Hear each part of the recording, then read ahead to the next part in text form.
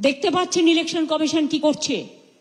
সবাই যারা বাইরে আছেন, যারা পড়াশোনা করতে গেছেন, যারা কাজ করতে গেছেন, যারা পরিযায়ী শ্রমিক আছেন, যারা ছাত্র আছেন, যারা যুব আছেন, যারা গ্রামবাসী আছেন, যারা শহরে থাকেন, যারা নগরে থাকেন, যারা প্রান্তরে থাকেন, সবাই মনে রাখবেন আপনার ভোটার লিস্টের নাম আছে বলে ছেড়ে দেবেন না।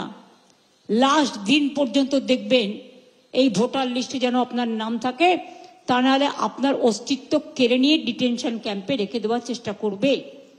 এখনই দেখুন না, আজকেও আমার কাছে খবর এসছে উড়িষ্যার কটকের একটা জায়গায় বেঙ্গলের 100 জন পরিযায়ী শ্রমিককে একটা ডিটেনশন ক্যাম্পে আটকে রেখে দিয়েছে।